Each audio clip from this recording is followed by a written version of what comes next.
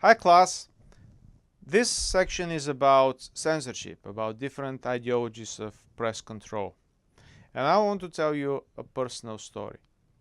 When I became a journalist in 1989, 1990, my career coincided with the opening up of the media, of the model that was uh, common for the communist system before that, which was basically a propaganda model. The media was supposed to be organizer, agitator, and propaganda initiative, not something that was supposed to inform people in some way or tell them what the news is all about.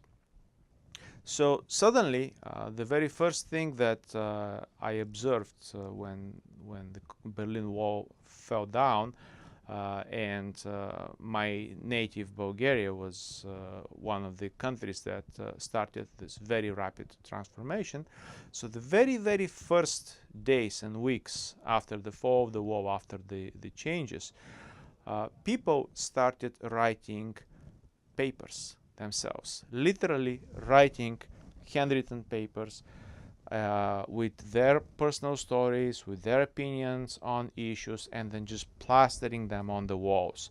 So downtown Sofia, which is the capital of Bulgaria, my own city, was the walls of the buildings were covered with this handwritten notes, basically like legal size pieces of paper. Of course, as you can imagine, knowing nowadays what people post on all kinds of media, not all of those notes made much sense. Some did, but lots of them did not.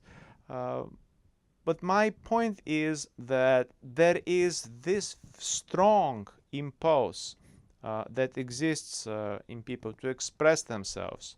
Because the reason why they were handwriting or self-publishing in our today's terms was that they were suppressed. The freedom of information did not exist in communist countries. The freedom of the press did not exist. There were no media that were not subservient to the regime. So that was one of the first things that I observed, how strongly people actually want to speak up and to say something that made sense to them, that was meaningful to them, regardless of whether it was highly professional, well researched, and so on. It made sense to them. They wanted to do it, and that was my very first lesson in how important free speech is and how important freedom of information can be. Of course, this was 1989, 1990, so more than a quarter of century ago. Lots of things have changed ever since. I have tried to basically just give you a little bit of input on the huge issue of censorship, of press control, of how various governments are trying to suppress information, because there are many ways in which information can be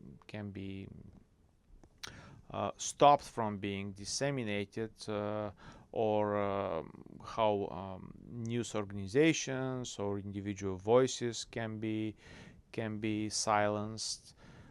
It's not just the government necessarily censoring something. Sometimes it can be the community that prevents its members from speaking. There were examples even in this country, in the United States, when Dixie Chicks were ostracized for one of their speakers, Natalie Maines, criticizing President Bush in 2003 during a concert in London, and they lost sales. They were not played on the country music radio stations, and so on and so on. In this country, we are lucky to have the First Amendment, which is a very important asset to a democracy. It's instrumental in maintaining many of other freedoms that we enjoy. But even here, you have to be cognizant of the fact that a government might be willing not to release certain information. I mean, I don't want to go too back into history, but we've had, WikiLeaks and all other efforts and attempts to release information that was otherwise suppressed. Around the world, situation can be even worse. There are many countries where free speech is simply not allowed, and again, there can be many ways in which it is suppressed.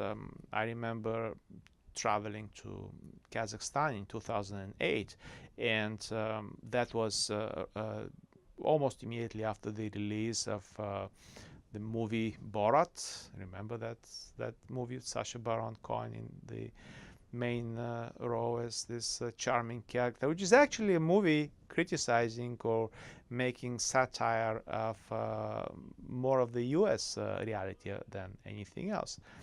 But it was not released in Kazakhstan, and you could not get it through some of the usual channels. It was not, such as YouTube, for instance.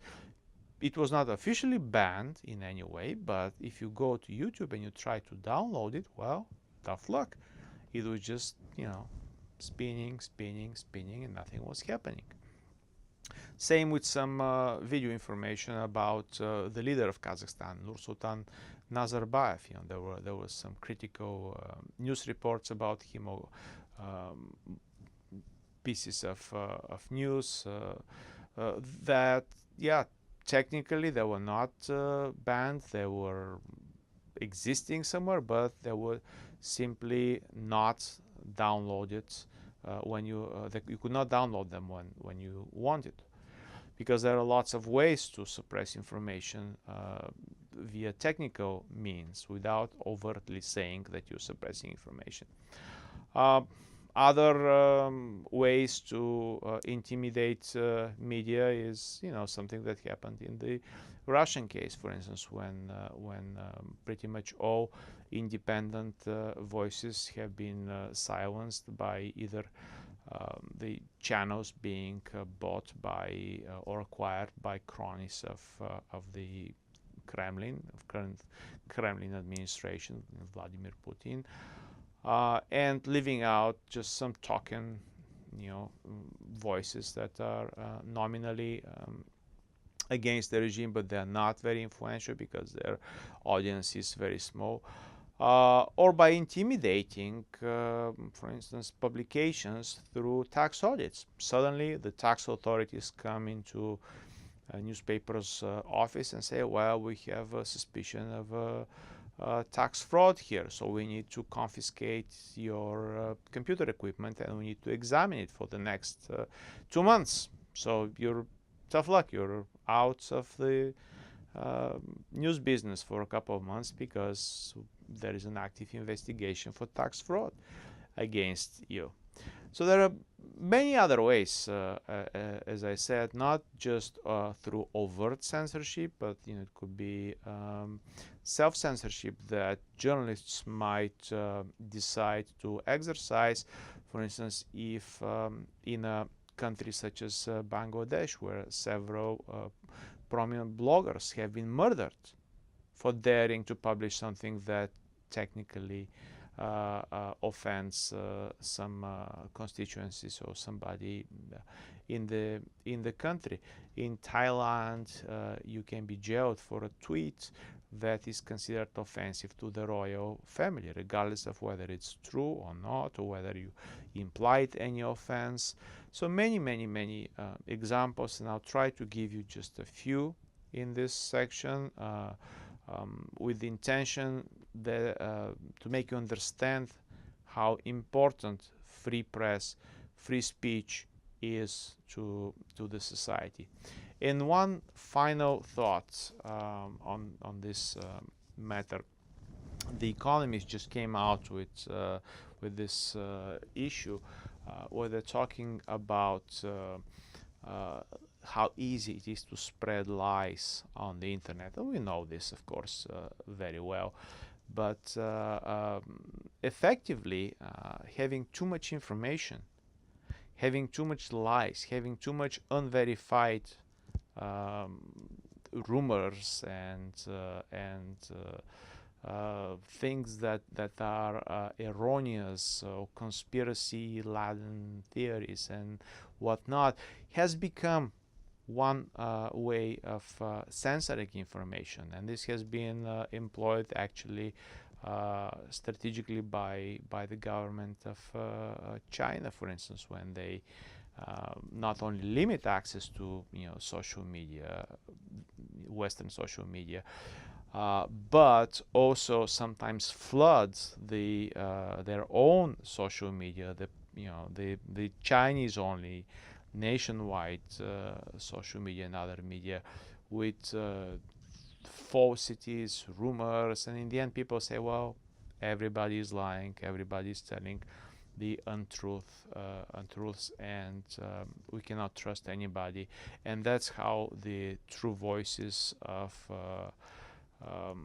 the voices of truth get actually drowned in this cacophony of rumor, insinuations, and innuendos, and that's another form of censorship.